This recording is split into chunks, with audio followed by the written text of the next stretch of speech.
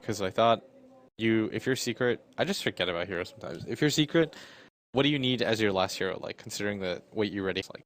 Now that you force Fnatic down, then you force yourself down because you can't just leave Arteezy in this situation where he's one-on-one. Ohio.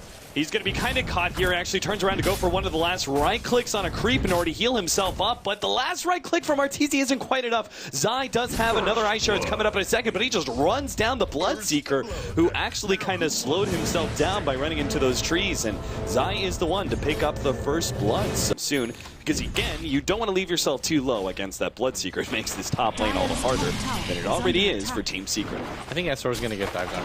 Yep, Kuro's in some serious trouble. Tombstone gets laid out. Ohio trying to go for that last right click. Kuro has nowhere to run to. In fact, they even have the dust. Arteezy's done for as well. Queen of Pain does manage to pick up the kill on S4, but Arteezy, and he's going to be going down before that dust runs out. So, 2 kills up in the top lane, plus they managed to take out S4 again in middle. You're absolutely right. They did dive S4. Bottom lane, Snowball actually dodges the first call down shot, but the second one still hits Zai. And KYXY picks up now a 5th kill for Fnatic. Fnatic striking back big time here in game number 2. They're just rolling right now. Like, I was focused on anything like that. He pretty much just has to take this level of abuse. Yeah, the one advantage that Razor is like sometimes has with Plasmid Field is like farming up a stack, right, and trying to get the Plasmid Field on both sides. Say that this stack hammer can't, but that's not possible. Like, Keeper of the Light is very focused on jungling because what else is he going to do at this point in time? Tusk goes down again in the bottom lane as Ketchigimba and KYXY find the opportunity, and Team Secret are rapidly running out of space. Wave will push into this tier 2, and doesn't seem like Team Secret many ways to be able to defend. In fact, Arteezy already forced out, and they get another kill on the Keeper of the Light, who tried to make the escape as they were farming up that hard camp. So. Puppy that's going for it, and now this kind of feels like a desperation smoke to open the map up again. And so Arteezy's gonna kind of set this up, and they might actually Johnny. They actually bring a good amount of burst damage in, almost killing him. Nice sleep there. Ketchigimba managed to pull out the deny, and now here comes the turnaround with the rupture already laid out. Arteezy is stuck here, and Mushi is, I believe they're gonna go for some damage. Oh, they actually. Yep, now they lay out the counter ward. Arteezy is gonna be caught here. The rupture runs out, but Mushi's still able to get the kill with the last bit of nuke damage, and they also pick up the Rubik as well. So Team Fnatic 9-2 now. Where like the fact that you have a Midas, power treads, and 1k gold at just 11 minutes, that's fantastic regardless of what lane you are. And another kill goes, they are actually just being picked apart right now. Yeah, Team Secret just falling apart before our very minute Aghanim Scepter. And I think this is the right choice because he's just looking to snowball and get as far ahead as he can right now. 3-man smoke up, looking to catch somebody underneath that tower, and they'll find Kuro immediately. Similar situation to game number 1, except for the roles are completely reversed. Fnatic are the ones getting the successful smoking into that tier 1 and will now take it away from Team Secret. What I'd like to see right now from Fnatic is just to continue the aggression. Like I said, the next target has to be this mid tower, right?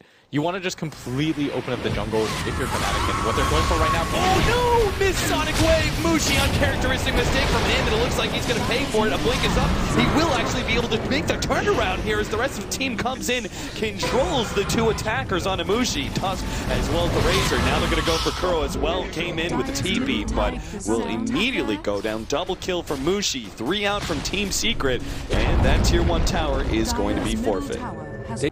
They're giving up a kill a minute. Fnatic are actually keeping that pace. Like I said at early game, 7-1 and 7 minutes. Good silence to come out from Ohio, though. Perhaps this can set up Ohio to go for some kills. In fact, sure enough, he already starts coming forward, but the blinding light is there, and Ohio immediately has to back himself away from that. Kuro, though, is going to be cleaned up now as Mushi comes in. They still brought a couple of heroes low. Team Secret are on the retreat back to their tier 2 tower, so 1-for-1 trade-off. Fnatic seemingly not the game. Because you're seeing right now what's going on is that the Razor and the Clint are just farming these neutral camps, but they're doing it so slowly. Poor Zai gets caught out by the Fiend's Grip with the double damage on Mushi. No need to use Scepter, isn't willing to blow Sonic Wave for it. Yeah, she's like, I really don't think. I mean, it's got a low enough cooldown, but she's like, I just really don't want to use the mana. And I may find another kill in the next 30 seconds, and sure enough, that's exactly what happens. Godlike spree already from Mushi at 17 minutes as he finds another, but not even like a mid-game item. being had by him just yet. Fnatic making invasion into the jungle are going to grab Zai immediately. He will be the first one out. Tombstone was laid down as well, so Team Secret need to try and get away from this one. Poppy couldn't even complete his TP out. Fnatic take out 2 and perhaps a 3rd. Yep, Clinks. He also falls. Mushi finds him. And that will be a 1-2-3 and push into tier 2 tower. Fnatic. Exactly, because that can definitely happen. In a game of Dota, nobody's really perfect, and so it's not ideal to rely on the mistakes of your opponents, but it's still better than what's happening right now. Arteezy gonna be hit by that Fiend's Grip. Mushi pops the ultimate. Arteezy will walk away with just the slightest bit of HP left. Mushi still has a blink though. Will catch Arteezy in the end. The dust fades, but unfortunately he's too low. The Bloodseeker passive still spies him out, and Fnatic people are at low HP. Oh yeah, for sure. Like Bloodseeker or Keeper of the Light is just, it's just an annoying hero to play against. Like once there's 4 staffs in the game and stuff like that, you can use the Blinding Light. It was like triple off, but there you go. Mushi gets a 3-man Sonic Wave. The Snowball managed to save the Keeper of the Light for the time being, but it only provides a slight moratorium in his death. Yeah, Fnatic, the crazy thing is they haven't even gone for Roshan. Like how often, or actually they have, but yeah. It took them so long to do it originally that they don't even need it to go high ground, is what I mean. Like this, it's pretty unnecessary at this point because... Yeah, normally you would wait for the next Roshan before you try and push uphill. Uphill with the first Roshan. Yeah, they're just, at this point, they don't really care. Like I think even without the Roshan, it's just absolutely securing it in last bastion of defense. Yeah, he tries to back himself away, but he just runs himself to death with the Rupture on top. Gyrocopter secures that last hit. Kuro running forward straight into the Tombstone. Doesn't really care. Fnatic, though, very much focused on objective gaming. They've taken out the mid lane of Rax and immediately slide on up to the top lane, not wanting to give Team Secret any room to be able to make a comeback. So it seems... Team Secret, they're still going to try and fight this one out. They do not have the Razor. Clinks now has a Desolator ready to go. The tier 3 tower is about to fall. Another blast gets laid out and does bring at least KYX wide low. He still has that Aegis. Good to go though. Zai going to be slowed down, actually forced to snowball there because he didn't want to get hit by the silence. S4 now come to the foray, the ultimate.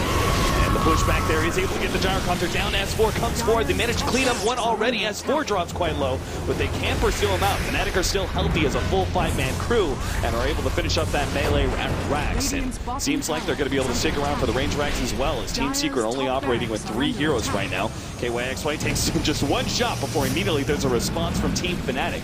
Slow down Arteezy and make him asleep. The homing missile comes in, bongs him up, but Fnatic don't care. They've taken that second lane of Rax and will immediately back. Like, you have to get something out of this. This is a super YOLO maneuver. They know that Kuchik Imba's right here, and he actually manages to get himself away at the same time. Yeah, the good play there, being able to Whimper back himself away. KYXY is going to respond though. He's got his BKB, turns and finds the rest of the team. Good snowball out. Zai's just trying to get them away from that call down area, but Mushi cleans him up with a huge Sonic Wave. GG. Team Secret are done with this game. Incredibly one-sided win for Team Fnatic. Even more one-sided than our first game that went to Team Secret. Quite the weird event.